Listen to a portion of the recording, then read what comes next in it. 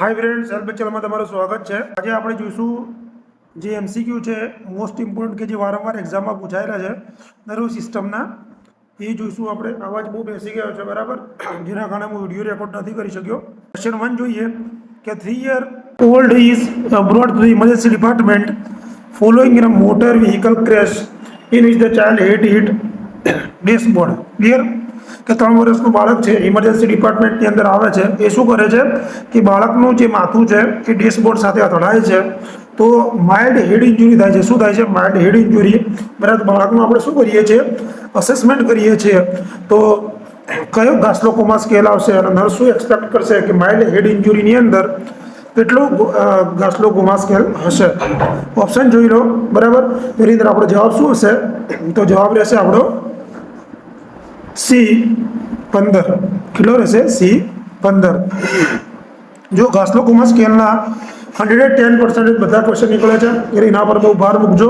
बराबर, नॉर्मल केटलो होय स्कोर આપણે 13 થી 15 જેને કહીએ, કારણ કે માઇલ્ડ હેડ ઇન્જરી હતી એટલે આપણે એક્સપેક્ટ કેટલું કરી શકીએ કે 13 થી 15 હોઈ શકે। બરાબર, તો એની અંદર રેન્જ જોઈ લો કે ભાઈ બ્રેન ઇન્જરીની અંદર માઇલ્ડ આપણે 13 થી 15 માઇલ્ડ કહીએ। બરાબર, પછી 9 થી 12 નો મોડરેટ કહીએ અને 3 થી 8 નો સિવિયર કહીએ। બરાબર, એટલે 3 થી 15 આપણો ગાસ્ટ્રોકોમા સ્કેલ હોય છે। જીસીએસ કેટલો હોય છે? 3 થી 15 હોય છે। બરાબર, 15 મીન્સ શું હોય? ફૂલી કોન્શિયસ હોય અથવા નોર્મલ હોય। Question 2 GCS consider normal. तो मैं को कहो कि आनी अंदर आ दिमाग में पूछायेलो क्वेश्चन है। बराबर, तो आनी अंदर तमने खबर पड़ी जाए नॉर्मल कोने कहेवाय? तो 9 थी लई अने सारो प्रोग्नोसिस होय आपणे शुं कहीशुं? 15। तो 3 હોય તો શું હોય? ડીપ કોમા હોય। 15 હોય તો નોર્મલ જોવા મળે। રેન્જ તમે યાદ રાખજો। હાઈ સ્કોર તરફ જઈએ मतलब बेटर प्रोग्नोसिस कहेवाय। શું કહેવાય? बेटर प्रोग्नोसिस कहेवाय। क्लियर? जीसीएस નો क्वेश्चन खास पूछाય। Total volume of CHF secreted in 24 hours is કે 24 કલાકની અંદર સીએચએફ કેટલો સિક્રેટ થાય છે? તો એની અંદર જોઈ લો। હંમેશા કોઈ પણ જવાબ આવતા પહેલા તમારે વિચારવાનું। બરાબર, 4 ઓપ્શનમાંથી શું જવાબ આવશે? તો આપણો જવાબ શું રહેશે? 750 ml। ક્લિયર? હવે જુઓ 750 ml શું થાય? એનું ડેલી પ્રોડક્શન થાય। બે એમસીક્યુ બનશે અહીંયા। ક્લિયર? અને સર્ક્યુલેટિંગ વોલ્યુમ કેટલો હોય એનો? 140 ml એનું સર્ક્યુલેટિંગ વોલ્યુમ હોય। અને સીએસએફ ક્યાંથી સિક્રેટ થાય? તો કોરોઇડ પ્લેક્સસમાંથી। આ બે એમસીક્યુ બને છે ક્યાંથી? કોરોઇડ પ્લેક્સસમાંથી। કોરોઇડ પ્લેક્સસ કઈ જગ્યાએ? બ્રેનના વેન્ટ્રિકલ્સની અંદર આવેલા હોય છે। ક્લિયર? એટલે 500 થી 750 ml અને 140 થી 150 ml શું આવશે? એનું circulating. Clear? Question 4 brain stem consist which of the following organ. कि ब्रेन स्टेम ની અંદર નીચેનામાંથી કયા ઓર્ગન્સ આવેલા હોય છે? એક્સેપ્ટ પૂછ્યું છે એટલે એક ન છોડીને એક નથી 3 છે। ક્લિયર? તો આની અંદર આપણો જવાબ શું રહેશે? જવાબ શું આવશે? જવાબ આવશે આની અંદર આપણો થેલેમસ। શું આવશે? થેલેમસ। क्लियर? मैं તમને ब्रेन स्टेम विषय समझाव्યું હતું। ના ब्रेन स्टेम નો વિડિયો આપણે કાલે મોકલીશું। ब्रेन स्टेम ની અંદર 3 વસ્તુ આવે, મિડ બ્રેન, પોન્સ અને મેડ્યુલા। થેલેમસ આવશે નહીં। બરાબર, તો આની અંદર थैलेमस क्या आवशे? कि ब्रेन स्टेमना उपरना भागमां आवशे। क्या आवशे? थैलेमस ब्रेन स्टेमना ऊपर आवशे। बराबर, ब्रेन स्टेम सानो पार्ट छे? डायन्सेफिलननो। सानो? डायन्सेफिलननो। क्लियर? चलो आगळ। What is the fainting? UPNHM में पूछेलो क्वेश्चन है। फेंटिंग तमे कोना कहीशो?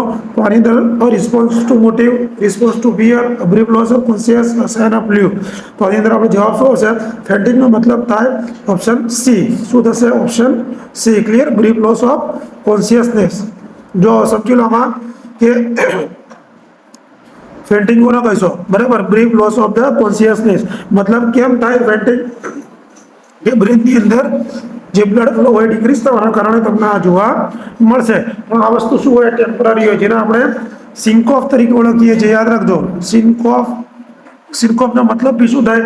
કે બ્રેનની અંદર બ્લડ સપ્લાય લો થવાના કારણે કન્ડિશન્સ થાય। તો આ તમારું કન્ડિશન શું હોય? કે લાંબા સમયથી ઊભા રહ્યા હોય, તમને કોઈ ફિયર હોય, ડિહાઇડ્રેશન હોય, એના કારણે શું થઈ જાય?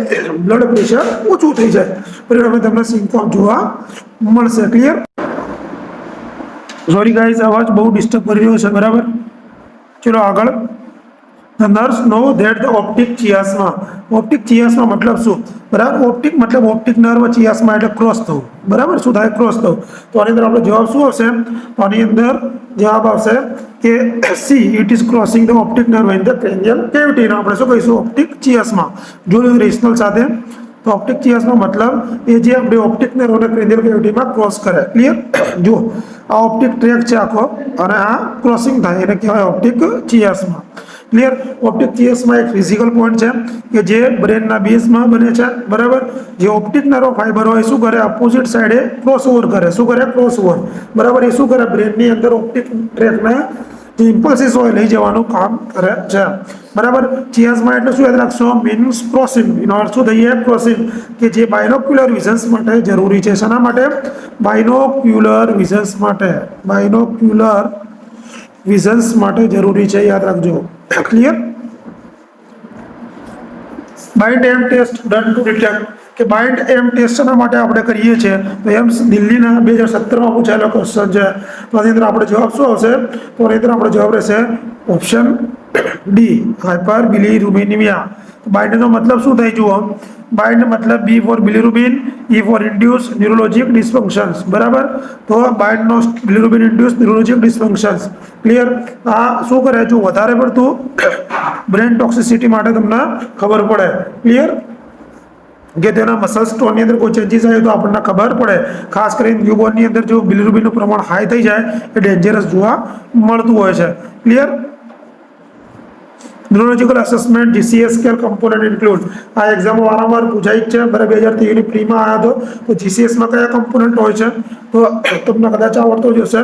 તો આની અંદર આપણો જવાબ શું આવશે? જવાબ આવશે, આપણે યાદ કઈ રીતે રાખીશું, ઈવીએમ. તો ઓપ્શન એ કઈ રીતે રાખશું જુઓ, ઈવીએમ. બરાબર. એ રીતે યાદ રાખવાનું છે. આઈ ઓપનિંગ, વર્બલ અને મોટર. મેમરીઝમાં તમને કીધું કે જો આઈ એટલે 4, વી એટલે 5, 6, 4, 10 નો ટોટલ મેક્સિમમ સ્કોર કેટલો હોય? 15.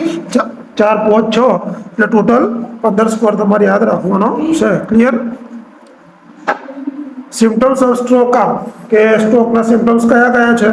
તો જુઓ, confusion, difficulty, severe headache and dizziness, difficulty in swelling, face drop. તો આની અંદર આપણો જવાબ શું આવશે? જવાબ આવશે option D, all of the above.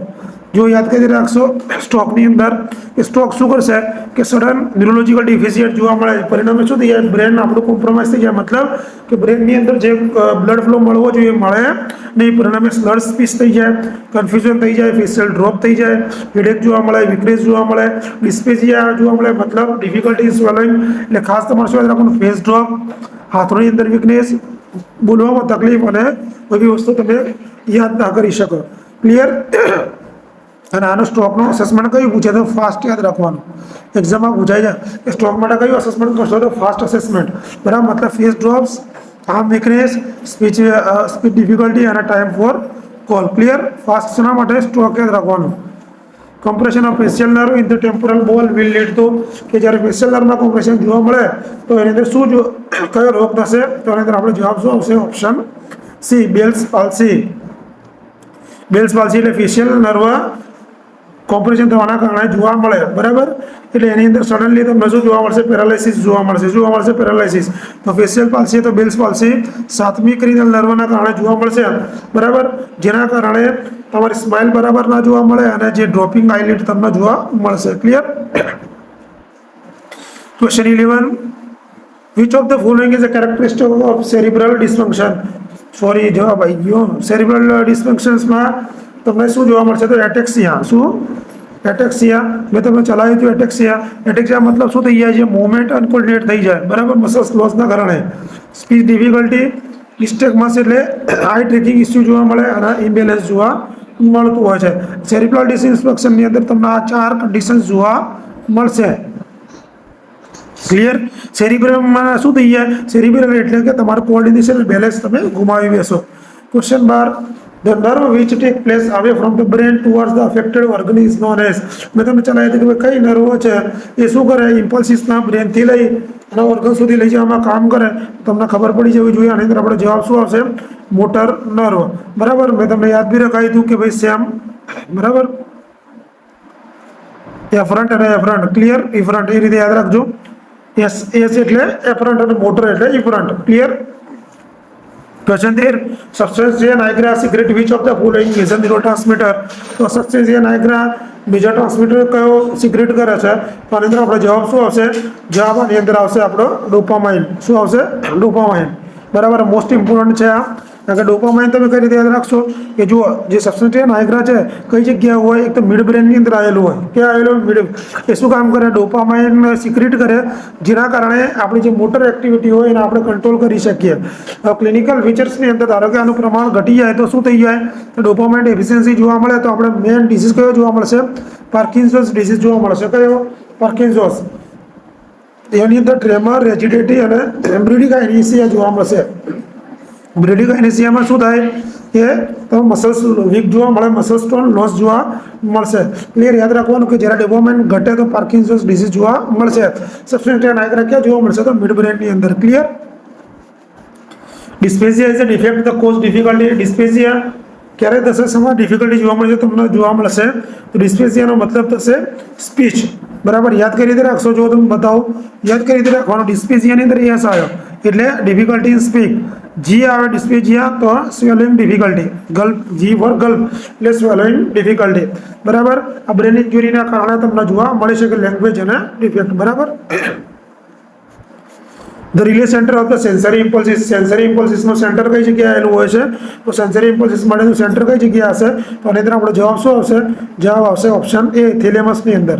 જોઈ લો, થેલેમસમાં શું હોય કે સેન્સરી ઇમ્પલ્સિસ માટેનું સેરિબ્રલ કોર્ટેક્સ આવેલું હોય. સેરિબેલમની અંદર મોટર એક્ટિવિટી થાય અને કોઓર્ડિનેશન્સ થાય. બરાબર, હાઇપોથેલેમસની અંદર શું થઈ જાય છે? કોર્ટેક્સ અને ઓટોનોમિક સેન્ટર જે હોય એનું રિલીઝ મેસેજ સેન્ટર આવેલું હોય. મેડ્યુલાની અંદર આપણા વાઇટલ સેન્ટર આવે. આમાં એક્ઝામમાં વારંવાર પૂછે, એક સેરિબેલમ વાળું પૂછે છે વારંવાર. રેસ્પિરેટરી, કાર્ડિયક અને વાઝોમોટર સેન્ટર કઈ જગ્યાએ આવેલા છે? તો મેડ્યુલા ઓબ્લોંગેટાની અંદર. બરાબર. થેલેમસને આપણે શું કહીએ છીએ? બ્રેનની પોસ્ટ ઓફિસ તરીકે ઓળખીએ છીએ, કારણ કે રૂટીન સિગ્નલ સેન્સરી સિગ્નલ લાવે છે. Clear? The cell which are found in myelin sheath. આપણે વારંવાર ચલાવેલો ક્વેશ્ચન છે. તો આની અંદર કયા માઇલિન શીથ નીચેના કયા સેલ્સની અંદર આવેલા હોય છે? તો આની અંદર એક જ ઓપ્શન છે કે સ્વાન સેલ. બરાબર, કયો છે? સ્વાન સેલ છે. જે પીએનએસ માટે, સીએનએસ માટે શું હતું? ઓલિગોડેન્ડ્રાઇટ્સ હતો. ક્લિયર? ઓલિગોડેન્ડ્રાઇટ્સ શેના માટે હતો? સીએનએસ માટે. Heat regulation centre is located. તો હીટ રેગ્યુલેશન સેન્ટર કઈ જગ્યાએ આવેલું છે? તો આ બી તમને આવડતો હશે, ઇઝી ક્વેશ્ચન છે. તો આની અંદર આપણો જવાબ શું રહેશે? હીટ રેગ્યુલેશન સેન્ટર આવશે હાઇપોથેલેમસ. બરાબર. બીજું હાઇપોથેલેમસને શું આવેલું છે? હાઇપોથેલેમસ એક પ્રાઇમરી થર્મોસ્ટેટ તરીકે કામ કરે છે. બરાબર, એન્ડોક્રાઇન અને નર્વસ સિસ્ટમ માટેનું એક ક્રુશિયલ લિંક પ્રોવાઈડ કરે છે. ટેમ્પરેચર રેગ્યુલેશન કરે, થર્સ્ટ વોટર બેલેન્સ, પાણી અને તરસનું સેન્ટર છે, અને ભૂખ અને સેટિસ્ફેક્શન માટે, હંગર અને સેટિસ્ફાય માટેનું છે. બીજું હાઇપોથેલેમસ શું કામ કરે? તો હોમિયોસ્ટેસિસનું કામ કરે. બરાબર, હોમિયોસ્ટેસિસ એટલે આપણું ઇન્ટરનલ બેલેન્સ અને એક્સટર્નલ બેલેન્સ મેન્ટેન કરે. Temporary paralysis of seventh cranial nerve. The cause paralysis only affected side of the face current. બરાબર, સાતમી ફેશિયલ ક્રેનિયલ નર્વ અફેક્ટ થાય તો આપણે શું જોવા મળશે? મેં કીધું આગળ, બેલ્સ પાલ્સી તમને જોવા મળશે. બરાબર, જો અફેક્ટેડ વન સાઇડ એટલે યુનિલેટરલ સેવન ક્રેનિયલ નર્વ, અને પેશન્ટ પોતાની આંખ બંધ ના કરી શકે અને એક બાજુ તમને જોવા મળશે. ક્લિયર? અને પાંચમી ક્રેનિયલ નર્વ કઈ છે? ટ્રાઇજેમિનલ ન્યુરાલ્જિયાનું પૂછે. ટ્રાઇજેમિનલ ન્યુરાલ્જિયા તો પાંચમી ક્રેનિયલ નર્વ આવશે. યાદ રાખજો. અર્લી સિમ્ટમ્સ ઓફ માયસ્થેનિયા ગ્રેવિસ વારંવાર પૂછાયેલો છે. તો શું જોવા મળશે માયસ્થેનિયા ગ્રેવિસની અંદર? તો ઓપ્શન સી, ટોસિસ જોવા મળશે. પટોસિસ. બરાબર. બીજા સિમ્ટમ્સ શું જોવા મળશે? તો વીકનેસ જોવા મળશે. બરાબર, આઈ મસલ્સની અંદર જેને આપણે ટોસિસ કહીએ. ટોસિસનો મતલબ ડ્રોપિંગ આઈલિડ થાય. શું થાય? ડ્રોપિંગ આઈલિડ અને ડિપ્લોપિયા બંને કન્ડિશન સમા જોવા મળશે તમને માયસ્થેનિયા ગ્રેવિસની અંદર. લેટરમાં ડિસ્પેજિયા, ડિફિકલ્ટી સ્વેલોઇંગ અને અવાજમાં તકલીફ થાય છે. બરાબર. હવે લાસ્ટ ક્વેશ્ચન આજનો જોઈ લઈએ. ચેનલને લાઈક અને શેર સબસ્ક્રાઈબ કરવાનું ભૂલતા નહીં. બરાબર, હાઈપ કરવાનું ખાસ કરીને ભૂલતા નહીં. તો આવા ક્વેશ્ચન વિડીયો આવતા રહેશે. A patient comes into the emergency department with head injury, then should observe in pupil. કે ધારો કે પેશન્ટ ઇમરજન્સી ડિપાર્ટમેન્ટમાં આવ્યું છે હેડ ઇન્જુરી સાથે, શું ઓબ્ઝર્વ કરશો? તો એની અંદર ઓપ્શન જોઈ લો, અને એની અંદર આપણે જવાબ શું આવશે? જવાબ આવશે option B, size, accommodation and reactivity. બરાબર, તો એની અંદર આપણે ખાસ શું જોવાનું? સાઇઝ જોવાની કે ભાઈ એના અંદર ઇન્ટ્રાક્રેનિયલ પ્રેશર સાઇઝ ઉપરથી ખબર પડે. રિએક્ટિવિટી લાઇટથી આપણે શું ખબર પડે?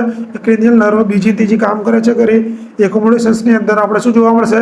કે ભાઈ vision test, near vision response જોવા મળશે. ખાસ સીએનએસ ફંક્શન.